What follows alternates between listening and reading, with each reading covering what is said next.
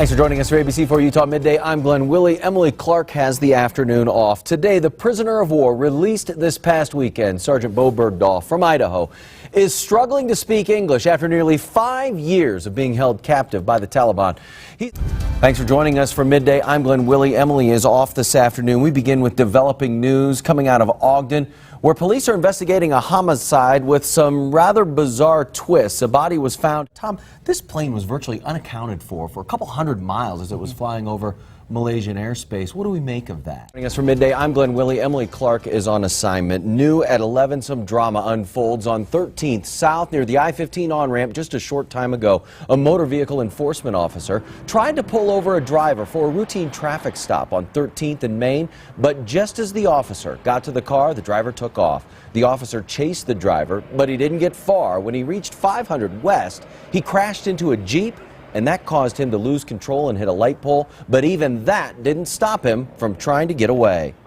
Ran up the on-ramp here onto 1300 South with the motor vehicle enforcement officer following him on foot. The motor vehicle enforcement officer caught up to him, tackled him, and took him into custody. Salt Lake police say the driver had warrants out for his arrest, and they also found meth in his possession. He was complaining of injuries from the crash and was taken to the hospital to be checked out before he was booked into jail. The other driver, who was hit, was not injured. 2 people are in jail in Tennessee accused of breaking into the home of an elderly woman in Layton. 1 week ago, the 72-year-old victim went to her neighbor's house at 1 in the morning saying she'd been robbed. Her hands were still bound in duct tape. She was on oxygen, so the tubes were intertwined with the duct tape where she was bound, so we carefully cut her free. Police say the elderly woman woke up to people pointing flashlights in her eyes. They duct taped her hands, feet, and mouth while they rummaged through her home for prescription drugs, valuables, and credit cards. The victim recognized the suspects because she'd hired them a week and a half earlier to do some odd jobs. Police tracked down 32-year-old Sarah Evertson and 31-year-old Hunter Haynes in a hotel room in Knoxville, Tennessee. They've been charged with aggravated burglary, theft, and unlawful possession and use of a bank or credit card. Taylorsville police say the woman found dead in her home was murdered. The family of Margaret Steffi hadn't seen her in a few days, so they called police. When officers went to check on her at her home on West Blue Meadow Drive, they found her dead. Officers say there were no signs of forced entry or any visible injuries to the woman. However, medical examiners concluded Steffi was suffocated. Now, if you happen to know anything about what may have happened, you're asked to call Unified Police. It's another day of less than perfect air in the valley. This is your typical inversion day in the valley. Dreary, mucky, foggy. You can hardly make out downtown unless you're standing on top of it. But just a few miles down the road and up a couple thousand feet, that puts you above the inversion into clear, blue, sunny sky. Typically, our temperatures go down with height.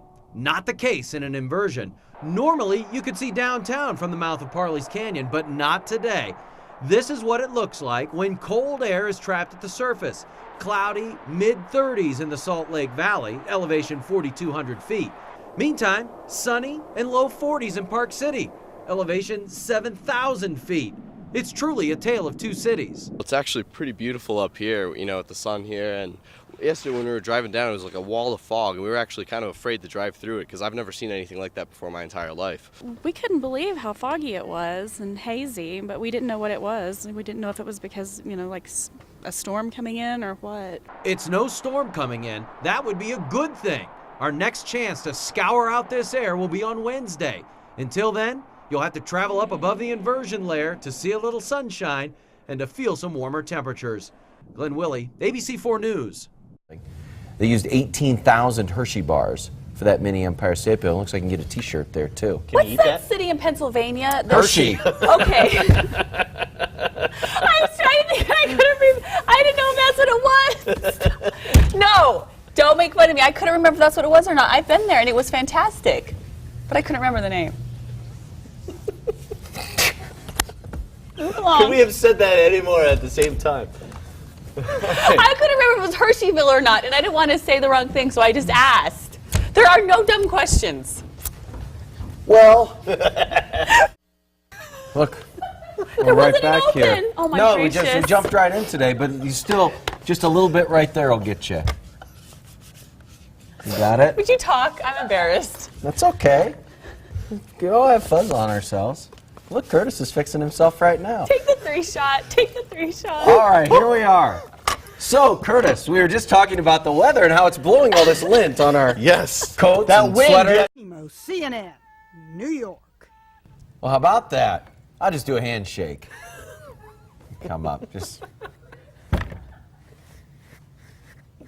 How about that? But it's their culture. Nice Like, up. to them, there's nothing Yeah, wrong no, I mean, it about really that. is neat. I mean, They're you being know, respectful of the prince. I agree. You got to pick up that dart with eye contact. And I think eye contact probably is best in that situation. So, see, it's all right. It's